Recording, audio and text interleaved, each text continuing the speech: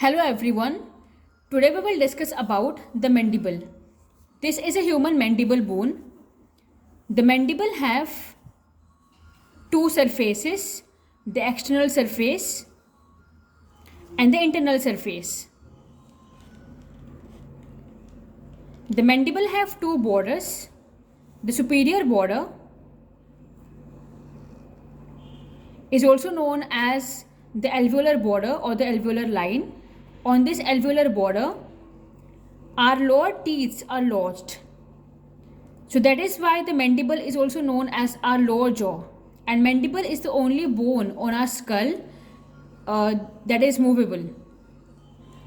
And this is the inferior border of the mandible. This is known as the base of the mandible. Superior border, and this is the inferior border of the mandible. The mandible have two parts, the body, and on each side of the body we can see rami, the right rami and the left rami, or the ramus.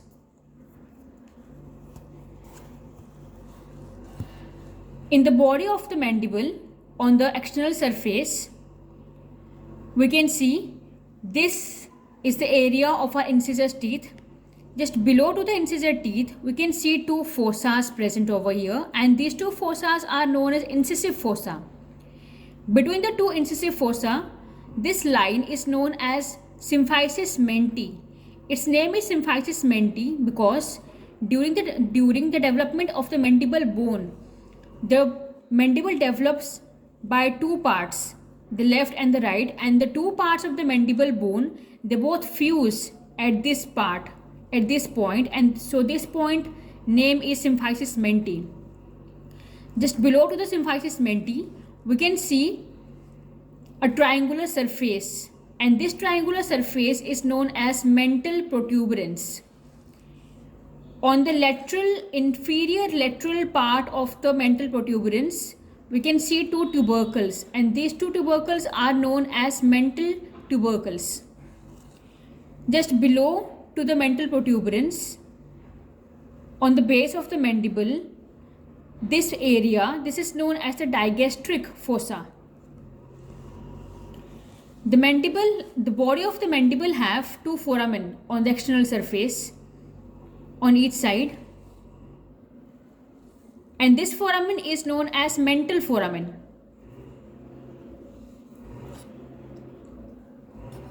This foramen is known as mental foramen.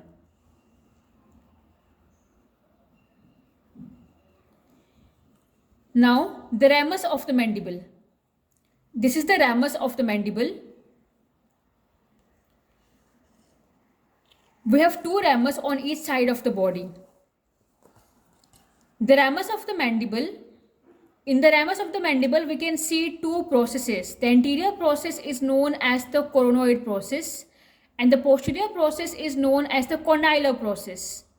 Between the anterior and the posterior process, or the coronoid and the condylar process, we can see one border. This border is known as the superior border of the ramus, or the mandibular notch, and this is the anterior border of the ramus. The anterior and the superior borders of the ramus are sharp, and this is the posterior border of the ramus, and this is the inferior border of the ramus.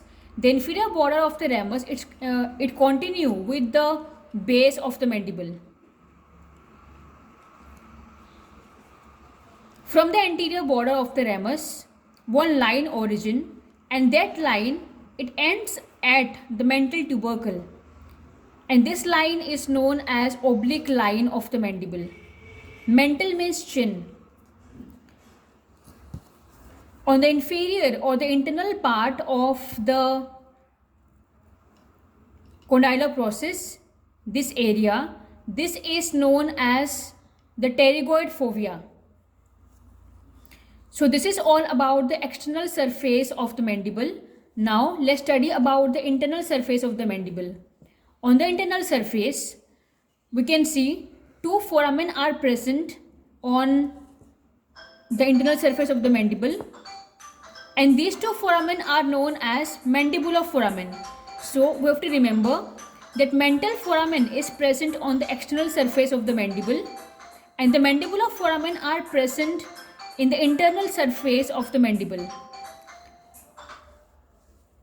Above the mandibular foramen, we can see one tongue-like structure, and this tongue-like structure is known as lingula. This tongue-like structure is known as lingula. From the mandibular foramen, one line origin, and that line ends at the central part of the internal surface, and that line is known as mylohyoid line. This mylohyoid line, it divides the internal surface of the mandible into two areas, the superior or the sublingual area, the inferior or the submandibular area. Now the central part of the inferior surface, of the internal surface, on the internal surface of the internal part, we can see four tubercles, and these four tubercles are present in two pairs. The superior pair and the inferior pair, and these four tubercles are known as the genial tubercles or the spines of mentis, the mental spines. So this is all about the bony features of the mandible. Now let's talk about the muscle attachment of the mandible. On the external surface of the mandible, on the incisive fossa, mentalis muscle is present. On the oblique line of the mandible, on the external surface, three muscles are present. One muscle just below the mental foramen, that is known as the buccinator muscle. Lateral to the buccinator muscle, depressor labii inferioris muscle is present, and lateral to the depressor labii inferioris, depressor anguli oris is present. On the ramus of the mandible, on the external surface, muscles of mastication are inserting in this area, in the ramus of the mandible. On the external surface, on the coronoid process, temporalis muscle is present. On the body of the mandible, masseter muscle is present. On the pterygoid fovea, lateral pterygoid muscle is present.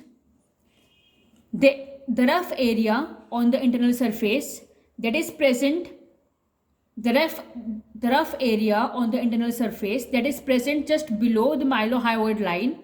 In this rough area, medial pterygoid muscle is present. So these are the four muscles of mastication: temporalis, masseter, lateral pterygoid, and medial pterygoid. So these are the four muscles of mastication, and these four muscles of mastication, they are inserting in the mandible, in the ramus of the mandible. So this is all about the muscles of the external surface of the mandible. Now, muscles of the internal surface of the mandible. On the mylohyoid line, mylohyoid muscle is getting origin from this line, and from the genial tubercles, the superior two pairs of the genial tubercles are giving origin to genioglossus muscle, and the inferior two pairs of the genial tubercles, they are giving origin to the geniohyoid muscles. On the base of the mandible, platysma muscle is present, and from the digastric fossa, digastric muscle is present. So this is all about the muscle attachment of the mandible. Now to determine the age of the mandible, so we have to look at the alveolar border of the mandible and the base of the mandible and the mental foramen of the mandible. If this mental foramen is present just between the base and the alveolar line, then we can assume that the mandible is of an adult person between the age of 16 to 50 years of age. And if this mental foramen is present near to the base, then we can assume that this mandible is of a child below to the pediatric age group, between the pediatric age group. And if this mental foramen is present near the alveolar border, then we can assume that this mandible belongs to an adult person. So this is how we determine the age from the mandible bone. So this is all about the mandible bone. Thank you.